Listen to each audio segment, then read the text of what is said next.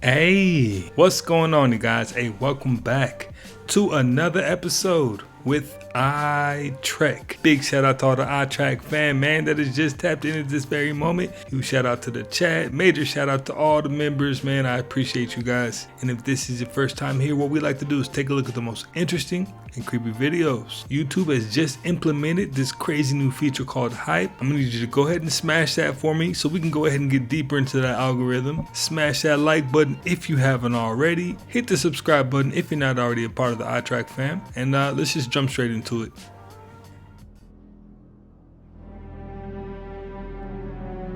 The animal, unaware that it is being filmed, is sitting upright, almost exactly like a human perched on a step.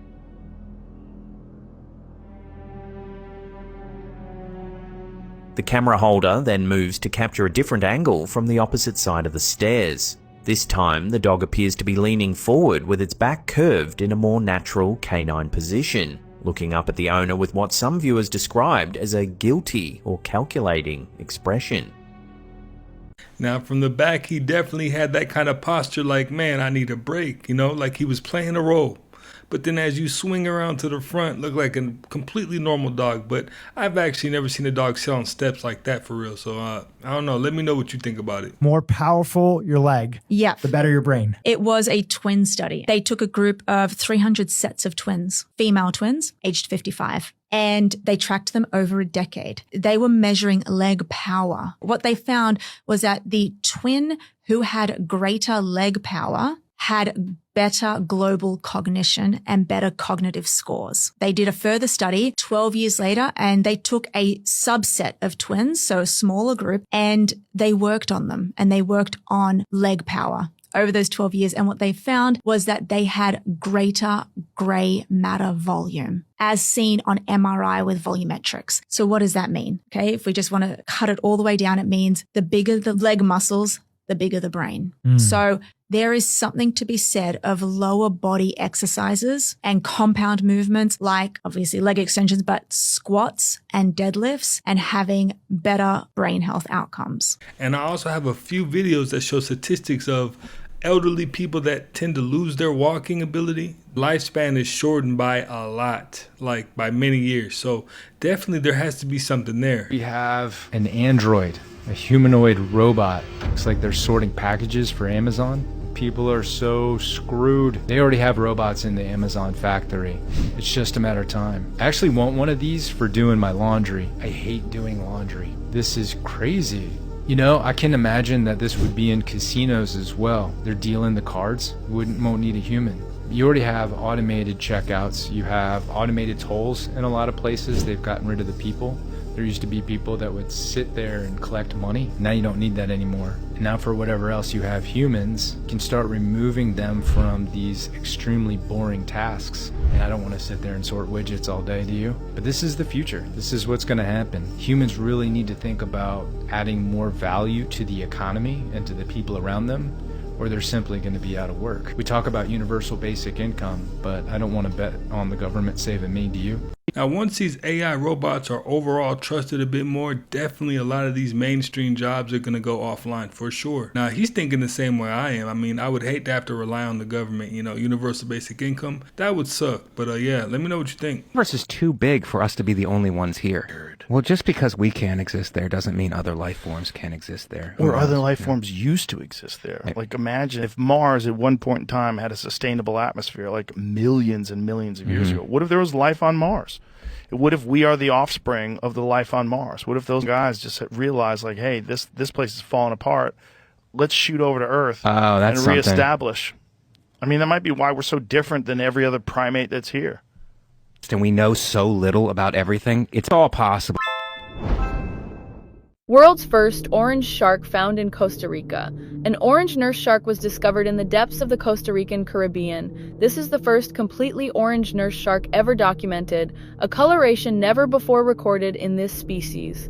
The shark was reported by the company Paranormal Domus Day and later analyzed by the Federal University of Rio Grande. It measured approximately 2 meters in length. It was found by people who were sport fishing who realized it was an extremely rare specimen and decided to return it to the sea. The typical color of nurse sharks is brown, which helps them camouflage with the seabed. It is therefore surprising that this orange shark survived to adulthood. As a small, bright orange juvenile, it would have been highly conspicuous to predators. In addition, its eyes were completely white with no visible iris. Because of this combination of unusual coloration and eye characteristics, experts interpret the case as a possible instance of albino xanthochromism. Xanthochromism is characterized by an excess of yellow or orange pigments. With demonic things, Ouija boards, going to a psychic, tarot cards, or actual occult worship of the devil. Those are pretty much immediate open doors that you're going to have demons come right in. Psychics are demonic. Yeah, they're not channeling your dead relatives. So right now, we have at least 3 guardian angels in the room. There's also probably demons in this room, and they're listening, and they hear every bit of what we're saying. Excuse me. And when somebody says, well, the psychic told me my mother shared this with me when I was 10, and nobody ever knew that but us. So it has to be my mom, except for the demons in the room who also heard it. And now they're impersonating your mother. If your mother's in heaven, she's having a good day. She doesn't want to come back and visit you, as much as mothers love their children. If she's in purgatory, she needs our prayers to get her moved into heaven. And if she's in hell, there's no getting out. It's not your mother. Wow. They can put up a good show, and it's very, they can also place thoughts in our minds, and they can manipulate our emotions. And when you have that trifecta, the person is 100% believes it's their mother. Interesting. So here's some information you might want to know. The whole past life reincarnation thing might be more mainstream than we know. The University of Virginia actually has an entire department that studies it. It's called the Division of Perceptual Studies, and they've done a ton of research on children who remember their past lives. And in fact, children remembering their past lives is so common, they have an entire page dedicated to advice to parents of children who are spontaneously recalling past life memories. What? They've studied over 2,500 cases of kids who remember their past life. And they've actually verified that some of these kids who they say they were in a past life actually did exist. Kids who remember their past lives are around the ages of 1 to 4. After that, from 5 to 7, it starts to fade. They also typically talk about the last life they lived. And the average time spent from the death of that previous life to the birth of who they are now is around 15 months. Often their birthmark did signify how they were killed in a past life. So my question is, how long is it until we collectively realize that death is not the end, it's just a doorway? A doorway to come right back and play the same game over again? There's somewhere in there that you're being coerced, because I know a good majority of people, would probably decline that offer. I mean, if I can go somewhere else or come right back to Earth to play the same game, I don't know. Let me know what you would do. Scientists just discovered a monster black hole collision. It's the biggest that we've ever seen. 2 black holes of masses 100 and 140 times our sun collided with each other billions of light years away. Meanwhile, here on Earth, 2 different observatories were shining lasers down these concrete tubes 4 kilometers long when they noticed a tiny change in that light. When they analyzed it, they saw that we were feeling ripples in the fabric of the universe called gravitational waves that were caused by those 2 black holes colliding and creating a combined black hole weighing 225 times our sun, which we know about by shooting lasers down concrete tubes. To go inside those tunnels, follow along. Every video screen that we have on the planet, the most dominant technology that we have today, every video screen on the planet can trace its origins to a sketch that he drew for his high school science teacher in 1922. I learned in its pages that television was invented in San Francisco in 1927 by Philo T. Farnsworth, who produced in San Francisco in 1927 the first totally electronic camera tubes based on an idea that he had had as a teenager 6 years earlier in 1921. And we have that sketch because during patent litigation in the 1930s, the attorneys went out to Salt Lake City and found the teacher that he had drawn that sketch for, and he still had it. Bro, the last 24 hours have been insane. This was the last moment anyone has seen this 22-year-old YouTuber who was trying to film content at the Duduma waterfall in India. He was washed away by the strong currents and authorities still haven't found him 5 days later. Next, Will Smith is being accused of posting a video of an AI-generated crowd during his Based on a True Story tour in America. Crazy part though is that this wasn't even to mask small crowds. He is objectively performing in front of huge amounts of people. So why his team decided to do this is a bit of a mystery. Next, a city in Japan is proposing guidelines that would see all of its 70,000 citizens only use their phones for 2 hours a day. God forbid a granny doom scroll in peace. The mayor of Toyaki said that it was to prevent excessive use of devices causing physical and mental health issues, including sleep problems. Now luckily, those who go over the 2-hour limit, they're not going to face fines or penalties. Next, Stuart Smith, the wrestler who was attacked by Raja Jackson, is thankfully now awake, conscious, able to talk, and somehow his face doesn't even really look that bad. I mean, the beard's probably covering a lot, and his family say that he still has a long road of recovery ahead. Next, a painting stolen by Nazis over 80 years ago just accidentally surfaced. And guess where? Argentina. Yeah. We know why. And I say accidentally because it was spotted in an ad from a real estate agency. And the house that they were listing allegedly is owned by the daughter of an infamous Nazi. Now, the family of the Jewish art dealer who was originally stolen from is trying to get it back. Next. Oh, and if you do like these news roundups, I post 3 a week on YouTube and they're up to 30 minutes long. Next. Also, the world is worried for this 11-year-old girl from Gaza who is famous for her cooking videos. Because yesterday, she posted this unsettling image on Instagram to her 1.5 million followers with just one word saying goodbye. And since no one really knows what this means, people have been panicking in the comment section asking if she's okay, what does goodbye really mean, etc. Next, the US Coast Guard just made their biggest drug bust in history. And authorities say that this was enough to fatally overdose the entire population of Florida. It was worth almost $500 million and 34 people were detained as a result. Next, and lastly, bro wasn't capping. The man who spent 21 years building a miniature model of New York City has decided to prove all the haters wrong. For the first time, he has laid out his entire model consisting of 1 million handmade buildings. It's 50 foot long, 30 foot wide, which is just over half an NBA court. 21 years well bloody spent. This will probably become the most controversial movie of the year. A Jesus Christ horror movie is about to drop, and the plot is absolutely wild. It's called The Carpenter's Son, and in the teaser trailer we see it's gonna star Nicolas Cage of all people to play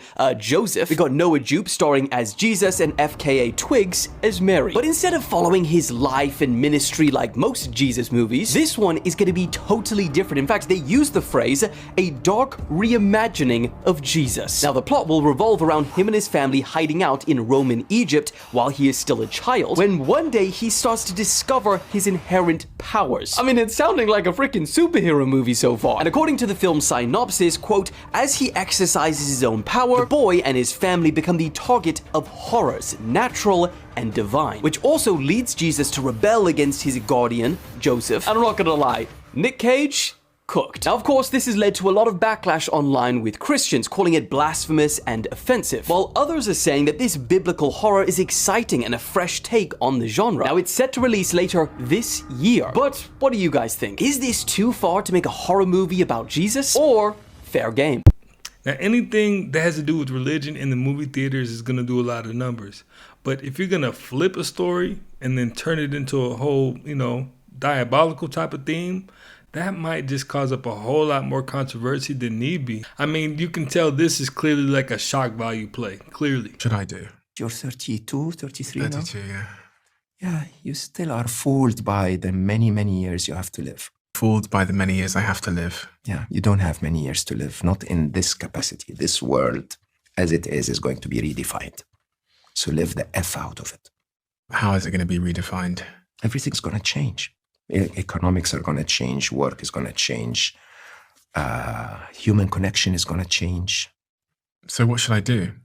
Love your girlfriend, spend more time living. Find compassion and connection to more people, be more in nature.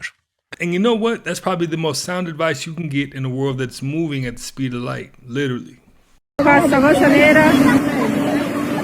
Dozens of dead rats have washed up on a packed beach, forcing stunned tourists to flee. Footage shows carcasses sprawled across the shore, with families abandoning their belongings as the scene unfolds.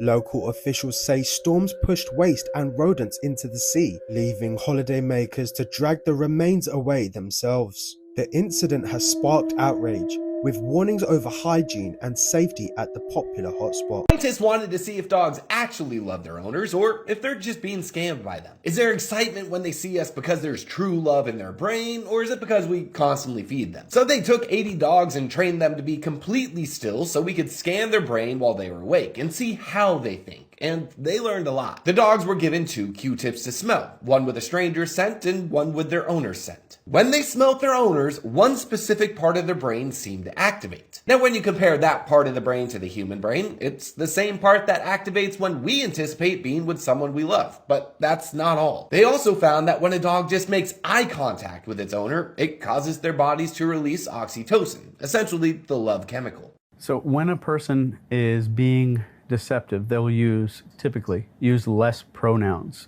If I said, Lisa, what did you do last night? You'd probably walk me through, well, I had dinner, I watched a movie, if I checked some emails, washed my face, I got into bed, and I set my alarm clock and I went to sleep. If I ask somebody who's being deceptive, like let's say I asked some guy in an interview room, what did you do Wednesday night? And he says, well, left the office, checked some emails, left the office around 5, went to the liquor store, went home, played video games, went to bed. No pronouns. There's no I, there's no me, none of that. Dr. Pennebaker wrote a book called The Secret Life of Pronouns and how they become absent when somebody's being more deceptive. But the CIA has been teaching this for a while. So you heard the pronouns drop, and that whole conversation, she was fluent, exactly like both of us are speaking right now, that she wasn't struggling for words. Everything just kind of came out naturally. And then he said, tell me about last night. What all happened last night? And she was like, well, then the pronouns went away, and she had what's called a hesitancy and a loss of verbal fluency, where she struggled for words, and because we don't really typically have to do that when it's truthful. Interesting. The many gems of psychology. This is a reality that we live in. You got to know what's going on. This chilling footage shows John Lennon reading his fan mail. He reads out this letter from a concerned fan. Take a look. Dear Mr. Lennon, from information I received while using a Ouija board, I believe that there will be an attempt to assassinate you. The spirit that gave me this information was Brian Epstein. The fan wrote that he received a message through a Ouija board that there will be an attempt to assassinate him. The fan said that the spirit that gave him this information was Brian Epstein. Brian Epstein was the Beatles' manager who died in 1967. John Lennon was killed on the 8th of December 1980. So, do you think this fan really did receive a message predicting the death of John Lennon? Or was it just pure coincidence? Either way, it still makes the footage very chilling. But there was just no way for him to really know. You know, you can't take that kind of thing serious. You take it with a grain of salt. And unfortunately, to his detriment. The idea that we are alone in this vast expanse of the universe, truly. Not that we're being watched, but that we're alone out here is a pretty narcissistic thing to think. So yes, I'm coming out with it. I believe in aliens. Thank you. You guys remember this movie from 1994 called Blank Check? It was about a kid who got a blank check, wrote $1 million on it, got rich, and blew all the money on a bunch of kid shit because that's what kids do. We got a mansion and go-karts and all this other stuff. I love this movie growing up, but now watching it as an adult, there's something seriously wrong with this movie. So this FBI agent slash much older love interest was investigating him and the whole situation. You guys, there is a scene at the end of the movie where this grown-ass woman kisses an 11-year-old kid in front of other adults. FBI agents at that. Nobody thought this was weird or inappropriate. Nobody caught this. Now, I don't know what the production was thinking or how this even got greenlit, but this isn't the only movie I caught doing this. This movie, Class Act, which came out in 1992, starring musical duo Kid and Play, absolutely love this movie. It's one of my favorites. It's about 2 high school students that actually swap identities, and they have to be successful for each other to get out of high school. One has to pass phys ed, the other one has to get good grades. It's a bunch of colorful characters. You get it. So at first glance, everything's okay. Everybody's the same age, but not so fast. Kid, the lead actor in the movie, this is his love interest, and they actually have a kissing scene at the end of the movie. But what's the problem? They look like the same age. Kid's birthday is 1964. The movie came out in 1992, so that puts him about 28, maybe 27 when they actually filmed the movie. And the love interest, actress Alicia Rogers, was born in 1975. Which means at the time of filming, a 27-year-old was kissing a 16-year-old. We gotta really start looking at these past TV shows and movies because they got away with a lot back in the day. That's just the beginning. I have a whole lot more to show you guys, but let me know if you guys want a part 2 down below. Now, I've seen both of those movies, and I never looked at it through that lens. Like, he just flipped everything for me. That's wild. That's super wild. Let me know what you think. Are you missing teeth? Well, no need to worry because the world's first tooth regrowing medicine will be given to humans in September. And yes, I said that correctly, a medicine that will literally regrow your teeth, the bones in your mouth, or in America, as we call them, since we don't have universal health care, luxury bones, as they're often not covered by Medicare or Medicaid. So this is coming out of Kyoto University in Japan. They did successful animal trials not very long ago, regrowing the teeth of a ferret and various other rodents. And here is a video that the university put out that kind of breaks down the science of this process. You can actually see these teeth regrowing. There's just so incredibly much going on in this video. They're very, very specific about it. But what they're going to do is they are going to, if I can find some interesting pictures, they're going to be testing this on men aged 30 to 64 that have lost some teeth. And then in the second phase of the trial, they're going to be trying this on children aged 2 to 7 that have a birth defect or a genetic disorder that prevents them from growing a certain number of teeth. And they're hoping the medicine will help regrow teeth in older men who have lost them just due to consequences of living, and also in children who have lost them because they were born that way. I think it would be downright awesome if there was a medicine that regrows teeth. Now, I do want to clarify, this is a slow and painful process. Your teeth don't just boop back in a few weeks. They have to grow in pretty slowly. It's not supposed to be fun or pleasant. From the few people I know that have got veneers, they say it's not fun or pleasant either. We know your body keeps score, but we didn't know where it keeps score until now. Turns out that many men and women store their trauma in that nerve there in my neck called the stellate ganglion, whether it's physical trauma like TBI, or emotional trauma like PTSD, or infectious trauma like in long COVID. Numbing that nerve there, the stellate ganglion, can help relieve many symptoms in many of those people. The Milgram experiment delved into why ordinary people obey harmful orders. Stanley Milgram's study had participants administer electric shocks to others under an authority figure's instruction. The theory of obedience to authority explains that people often comply due to respect for hierarchy. In the experiment, many participants continued shocking despite the supposed pain of the victims. A real-life parallel is soldiers following orders during war. To resist such harmful obedience, one should question authority and trust their moral compass.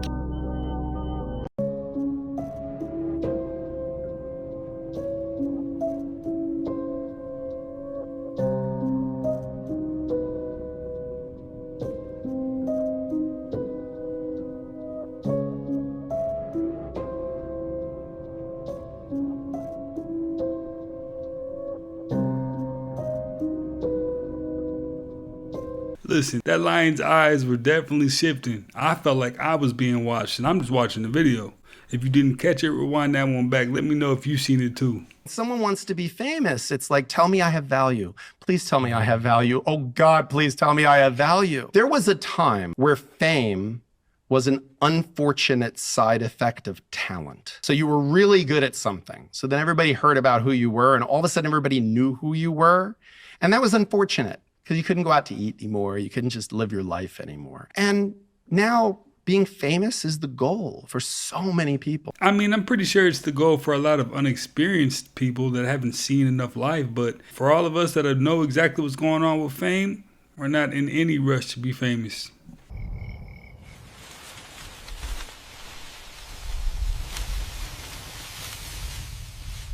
Stop the cap. A time capsule that was sealed by Princess Diana 34 years ago has been opened. It was placed inside the wall of a London hospital back in 1991, and it had a ton of stuff from the 90s inside of it, including an early pocket TV, a solar-powered calculator, and a Kylie Minogue CD. Keep going out the there. Okay, look at his ear. Look at his ear. Okay. Look, he's gonna look like he's an old man now. Watch, you'll see it. Keep going. Look, bro.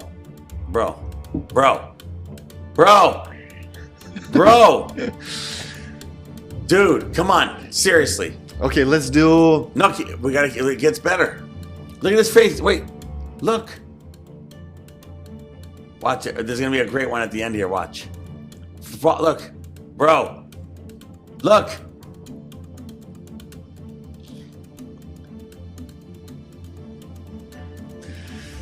Come on, seriously. You're reaching and you're going out bad. Jordan did eat a heavy meat-based diet, and he and his trainers figured out, based on his blood work and his performance and all these other sorts of things, that the best diet meal that he could have on game day was a big-ass fatty steak 5 hours before the game. That was his game day meal. He didn't eat anything else. So our friends over at the CIA decided to give us some more information. Your consciousness can jump through time, meaning gut feelings are memories from the future, scientists say. If you basically surpass your body's ability to efficiently store fat, you start to accumulate fat in your belly, under your arms. When those sites become overfilled, then you'll start to store fat in parts of your body where you really shouldn't be storing fat, like in your liver or in your pancreas even. Your body just becomes unable to deal with all of the excess energy that's coming in. And so it starts spilling sugar back into the blood. There ceases to be places to store the sugar, to store the fat, and it creates this really awful milieu where your blood sugar stays chronically elevated. Richard Branson has like a 92 IQ or something. It's like literally just above special needs. Really? And he's like, well, it hasn't held me back. I love that he exposed that, because a lot of people think that these numbers, these IQ tests really mean something, because a lot of the richest people in the world are not the smartest, for a fact. I went to urgent care today thinking my appendix ruptured because I couldn't walk. And she told me, Queen, I think you're just constipated. So here we are, drinking something that is going to clean out my entire system. Before you drink magnesium citrate, you need to know this. Yes, this bottle works. It acts as an osmotic laxative, draws water into your intestines, and it kind of acts like a drain cleaner. But I wouldn't take it in a parking lot. Yeah, you're not making it home. Forget it. You'll be gripping that steering wheel, sweating, and praying the seat fabric doesn't remember you for eternity, because the first wave is usually cute, a soft little practice run. But that's just the trailer. The next round is a full-blown liquid apocalypse, meaning once that laxative tsunami hits, your colon's surprise baptism begins. And that means you won't be dropping deuces, you'll be opening the Hoover Dam. But if you want more of these gut-saving tips, don't be shy, comment memo, and I'll sneak you into my private weekly memo. Here's why people complain about technology. Look at this thing. It's math teachers protest the use of calculators. There was also an old ad where people were complaining about cement mixers and how that was going to take away jobs. People would burn printing presses and destroy them because they didn't want books to be automated. This has been going on for a long time. And this idea of hating AI is a legacy of people who are simply afraid of technology. You want to be able to use your computer. You want to be able to use AI. People going crazy because of technology, that's their problem. Let them fall behind. Your job is to take the best that's available to you in the moment and then use that for your own growth, for the growth of your business. Don't let the naysayers get in your head. This is a moment a fisherman bro happened to capture while fishing. The fish he reeled in had several weird-looking tendrils growing out of its body, which looked pretty bizarre. In reality, what you're seeing is actually a fish that's been parasitized by a sea lamprey. These creatures first appeared back in the dinosaur era, and what makes them stand out is the 7 neatly arranged gill slits on each side of their belly, combined with a suction cup-like mouth. Together, they work like a hydraulic system that lets the lamprey latch onto its prey with insane strength. Unlike most fish, it doesn't have upper and lower jaws. Instead, its mouth is packed with rows of sharp needle-like teeth. Once a lamprey clamps down on another animal, it's basically a life sentence because it won't let go until it's drained every bit of flesh and blood. That's why lampreys are often called vampires of the sea.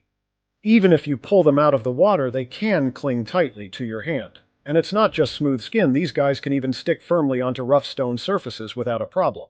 Just the sight of those things that give you the creeps right away. We're talking about straight out of the Alien movie. Just, ugh.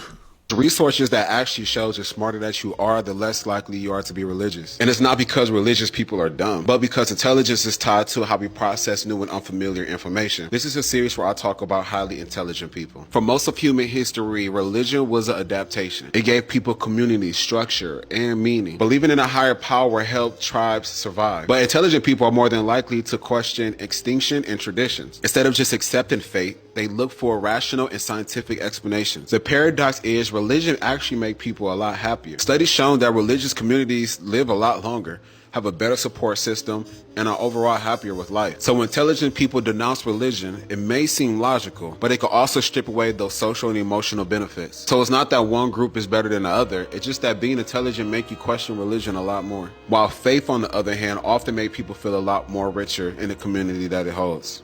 So I have heard that one of the best ways to beat a polygraph, I don't know if this is true, you clench your butthole, your anus, your anal sphincter. Is that real? Yep, that's absolutely true. So if you selectively clench your sphincter muscle at the opportune time, so in response to certain questions, you can actually produce patterns of physiological arousal that will be difficult for people to interpret. That is a hot tip because Don't call it that. The reason is you can't tell that I'm doing it. That's right. Yeah, Yep. it's great. So it's invisible. How effective is that method? It's pretty effective. And so it absolutely can be difficult to not just detect on behalf of the examiner, but it yields patterns that suggest that the person might be telling the truth. And with that piece of information, it's only a matter of time before lie detector tests are outdated and they won't be used anymore. Because that's crazy. Somebody I could call right now, and within about 30 minutes, we would probably have all of your passwords that you use for all of your devices in your personal home.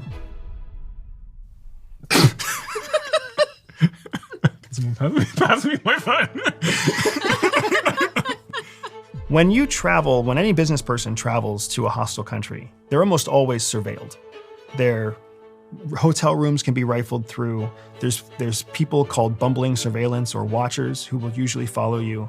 I'm not sure what your travel looks like, but I can almost assure you that if you traveled to Russia, if you traveled to China, if you traveled to Cuba, you had a watcher, you had a surveillance team. Really? That was watching you. Me? Yeah. Why? Because you're wealthy, you're successful, you're an influencer, you're of significance. At the very least, they want to make sure that some petty criminal doesn't hurt you in their country, because that could be a big deal. Thank you.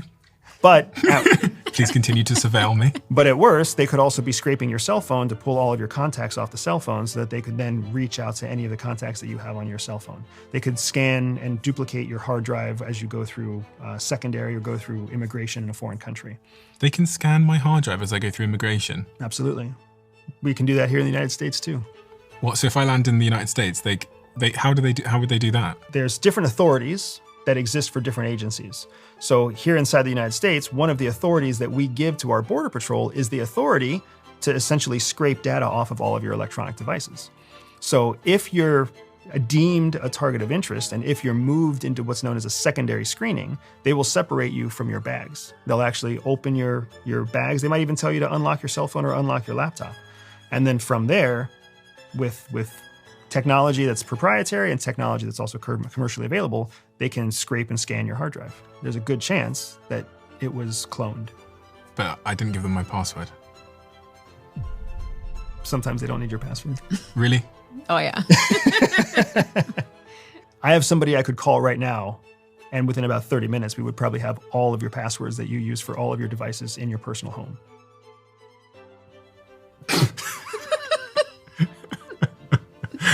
That's the end of the podcast, Andrew. Good luck with the book. Pass me my phone. Well, I guess it's just no better time than now to be on the right side of the law, because they can find out pretty much anything according to what he just said, which is pretty wild. Have privacy. It's not real. Privacy's not real. No. You can get on their phone. You can get into their computer. You can get into their private Google accounts. You can get into their private Apple accounts. For the federal government And for the intelligence community, there is absolutely zero interest in the average person. The person who's cheating on their spouse or avoiding $5,000 in taxes or who isn't paying their parking bills. Nobody cares. The federal government doesn't care about that. I worked on a number of cases where I had to get FISA requests. When you want to collect information or take information from somebody who is an American citizen. Most people complain about, oh, they're targeting American citizens. They're looking at themselves in the mirror and thinking, oh, they're targeting American citizens. They're not thinking about the Chinese person who just came over and naturalized. They're not thinking about the, Iranian who's been here for a long time and naturalized. The Al-Qaeda member who claimed to be a refugee to get here to get some sort of green card. Some of those people are doing bad things, and some of those people are our adversaries who have infiltrated the United States and are here to gather intelligence. And so we have to get FISA requests to get the data on them. Does that mean that you can go into their phone? You have proven a link. You've given the court enough evidence to say, hey, look, this person's doing something bad and we need to gather more data on them. So it just opens the kind of data that you can get on that person. And what kind of data is that? Hey, you can get on their phone. You can get into their computer. You can get into their private Google accounts. You can get into their private Apple accounts. Any kind of data you can get access to. You can now use it to target them. And Google would give you the password. For most cases, if it comes down to national security, American companies will share details.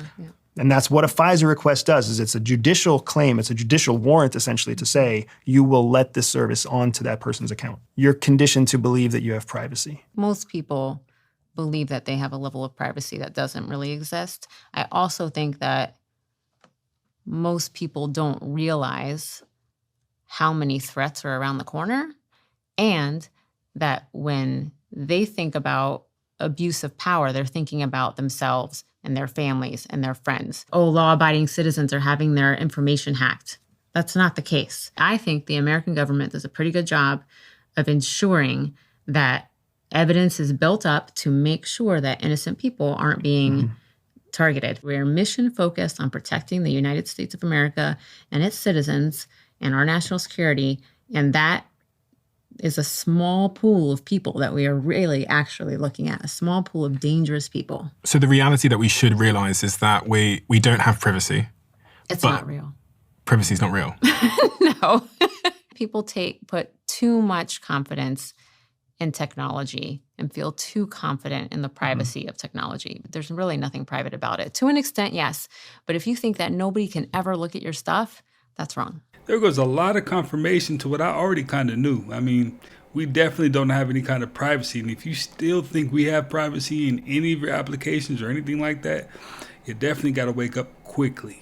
So scientists just used AI to reverse aging in human cells, and they achieved a 50x better efficiency than the original Nobel Prize winning method. OpenAI partnered with a longevity startup called RetroBio to redesign the Yamanaka factors. These are 4 proteins discovered in 2012 that can reprogram adult cells back to youthful stem cells. The original process rarely works, however. Less than 0.1% of cells convert, and it takes weeks. So the OpenAI team built a model called GPT-4b Micro, and it was trained exclusively on biological data. Unlike traditional methods that test just a few mutations, this AI redesigned entire proteins with hundreds of changes simultaneously. And the results were extraordinary. Over 30% of the AI's protein designs outperformed the originals, compared to the typical success rates below 10%. And the best versions showed 50-fold increases in stem cell markers and dramatically enhanced DNA damage repair. The enhanced proteins consistently reverse key signatures of cellular aging, suggesting they could become powerful tools for regenerative medicine. All in all, this breakthrough demonstrates how specialized AI models could compress decades of biological research into just weeks, which could potentially revolutionize our approach to aging and disease one day. A lot of people are upset. ChatGPT can now call the police on you. You heard that right. Your favorite AI pal ChatGPT can turn you into the police.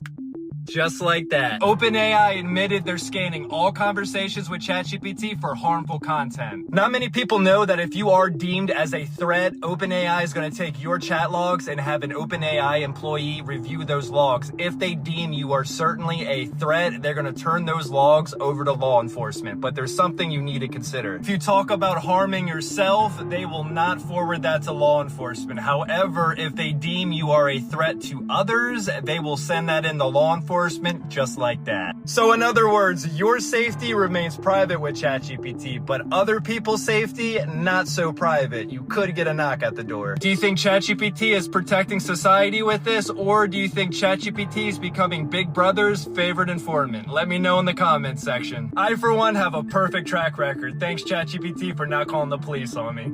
This is definitely one of those gray areas. I mean, if you're dumb enough to put your information on social media, let alone ChatGPT, you probably deserve to be caught. I mean, I'm just saying. What makes great relationships great is not that you get along all the time. The best marriages, the best relationships, they're not absent of conflict. It's they know how to resolve conflict peacefully. So in essence, don't let any of those Instagram relationships fool you, because there's always going to be peaks and valleys, highs and lows. It kind of is what it is. But it's always going to be about how you deal with it. You've probably eaten some of these foods that technically aren't legally food. Like how Subway's tuna salad got exposed for having zero tuna in it at all. Their bread contained so much sugar it couldn't be classified as bread anymore. And their chicken only contained 42% actual chicken. The Walmart product 100% grated Parmesan cheese got sued for not being 100% because it was actually 8% wood pulp. It's supposed to be something that stops it all from sticking together, but it's wood. They legally aren't allowed to call Pringles potato chips because technically they're only 42% potato. So they have to call them potato crisps instead. The reason Fruit Loops is spelled with 2 O's isn't because they're trying to be cute. It's because there's 0% actual fruit in them. Oh, and while we're ruining things, all the colors are the same flavor. Mrs. Butterworth's syrup actually contains no real maple syrup at all. And the only reason it's allowed to say this on the front of the bottle is because it's referring to high fructose corn syrup. While 99% of all wasabis in the world is fake. It's always just horseradish, mustard, and green food coloring because the real stuff that looks like this is so rare it would cost $20 per serving. All the real food definitely disappeared before Y2K. Just before the 2000s, that's when it all just dropped off a cliff. Capitalism came and just switched it all up. So now if you eat this food today, you just might turn into an NPC if you aren't one already. 100 piles of cremated human ashes have been found scattered in the Nevada desert. This is creepy. This is happening just south of Las Vegas, and federal officials are saying the remains were dumped on Bureau of Land Management's land, along with urn fragments and even zip ties. Scattering ashes privately is legal here, but investigators are saying this wasn't a family memorial. It looks like a mass dumping, and that points to something much darker. A lot of people are speculating this could just be a funeral home doing fraud and just trying to cut costs. But location is important here, and it does spark some theories. In Las Vegas, it's not impossible to think mafia. Remember when Lake Mead receded and mob-style victims randomly started to appear? That discovery kind of reignited the theories that Las Vegas used to be a mafia graveyard, or still is. We have no idea what this is. Some people are saying it's the cartel. Some people are saying it's the mafia. Some are saying this is a funeral fraud because it's been exposed once or twice in Nevada and Colorado already. But we need answers because 100 remains of human ashes in piles in the desert is absolutely insane. Everyone is convinced that something bad may have happened to Donald Trump, considering he has not been seen in public for the past few days. Just hours ago, the White House updated their website so that it displays this message, and quite literally rumors are spreading everywhere online that something bad may have happened to him, or that Trump may have allegedly even passed away. Users have also noticed that pizza orders in the Pentagon have gone way up, which historically only happens when huge political events are about to take place. And the weirdest thing is that a couple days ago during an interview, JD Vance said that he would be prepared to take place as president of the United States in case something happened to Trump. So right now it's unclear of what's exactly going on in the White House, but considering Trump has not been doing well lately, things are not looking too good. Just be calm when things are going well. Be calm. Don't think you're on top of the world in the sense. You always got to be wary because I've seen it. I've seen people come. I've seen people go. I've seen them come. I've seen them go. You got to be chill. You got to just take what's good in your life and move forward cautiously and carefully, and thank God that you have that, not to overextend yourself when you think you got it. There's no such thing. Man, I've studied all the patterns in life, and what he's saying is absolutely true. You want to stay even keel, in the good times and the bad times. Neither one of them last. So, it's kind of better for your sanity if you stay even keel anyways. Other study that showed they took 150 women and they asked them the attractiveness of a certain man, and then they showed the same man and told the women that the man was taken and had a wedding ring on, and his attractiveness level went from 59% to 90. 90% of the women thought he was attractive when they knew he was taken. They did the same study in 2012 with men. When men saw that the woman was taken, she was less attractive. The one Rothschild dude had 8 heart transplants. Where do you think he's getting them hearts from? He had 8. He had 8 heart transplants before he died. So someone, David Rockefeller as well, I think had like 3 or 4. Come on, man. Like 3 or 4. The wait list is supposed to be years. And your priority is supposed to be low when you're gasting past 90. For sure. For sure. Because there's younger people who probably would have a longer life. But cats actually love their humans. Well, scientists found out about them too. Now, unlike the dog study, cats couldn't be trained to sit still in an MRI machine, allowing them to track brain signals, so some other tests were run. The first one found out that cats recognize their own names, they just ignore you because they don't care. Then they ran the secure base test, which is essentially a test used on babies and dogs to see how attached they are to a caregiver. So to all the people who commented on the dog video asking if cats are the same, the answer is not exactly. Around 65% of the cats tested seemed to love their owner. The rest gave signs they just didn't really care. Cats are funny like that. They all seem to have that independent personality. I don't know if it's just me. Let me know what you think. You said my baby was ugly? No, man, what I said was she looked like you. Oh, okay. Yeah, you ugly though. You know, when somebody says, he really pushes my buttons, that means somebody else has complete control over you. Somebody can say something and you just get all mad. You have an uncontrollable, irrational emotion. You're not that powerful then. You're like a puppet on a string. What causes that? It's a holographic memory of something where there's emotion encapsulated into it. And it lies dormant in your memory. And when something triggers it, it gets re-stimulated. It comes to surface. And then you have no control. You have an uncontrollable emotion. But there is a technical way that we teach how to go into the mind, find that energetic imprint, and blow the charge, virtually dissipate the energy. If you have those in your field, it is preventing you from manifesting your goals, dreams, and desires, and really being at cause over your environment today. Now, he told the whole truth. When somebody can make you angry, they got control over you, and you don't even know it yet. So that's a fact. It's always easier said than done, but you definitely don't want to let anybody have that kind of control over you. A study published in Psychological Science, psychologist Kathleen Vose found that people with messy beds are 50% more creative than those with tidy beds. Frequent latecomers have 70% more humor than punctual individuals. Big eaters possess 90% higher emotional intelligence than light eaters. Scatterbrains are more detached from fame and fortune. And sleep-in lovers exhibit greater empathy. Got it. You're actually pretty awesome too. When I died, I came back, my belief systems were erased. There was no religion on the other side. There was no gender. There was no thingness. There was no, here's the Baptists and there's the Catholics and over here are the Muslims and none of that. It was all just oneness. And so when I came back, I'm not a believer. I'm not a believer. Which is one of the reasons why several of my dearest friends are atheists, because I don't really care. I don't care whether they believe it, they don't believe. It doesn't matter to me, because they're going to find out when they die, just like everybody else, just like I did. That I was a life path 7, and for me that means that I like to learn, find out the answers, get wisdom, and then share it with people, which is why I was able to do that in music and in books. If I'm sitting somewhere tonight with one of my friends and they ask me a question, or one of my colleagues, I can tell them what I learned at this table today. What if your body knows already how to reverse aging? It does. Your body isn't confused, it's responding. Every cell carries a blueprint for renewal, but that code only activates when your signal tells it to. When you say, my cells follow the intelligence of my higher design, you're not making something up, you're waking something up. Your mirror becomes the proof. Watch part 4. What's the best comeback if somebody says you're weird? Quote Albert Einstein. He said, the thing about smart people is they seem weird to dumb people. That'll shut them up. Are you ready to test your intuition? This is an intuitive exercise. Behind this card, there is a fruit. What I want you to do is open up to all your senses and trust what you receive. So we're going to do a short breathing exercise, and this is to expand your awareness out. So close your eyes and take a deep breath in. Exhale.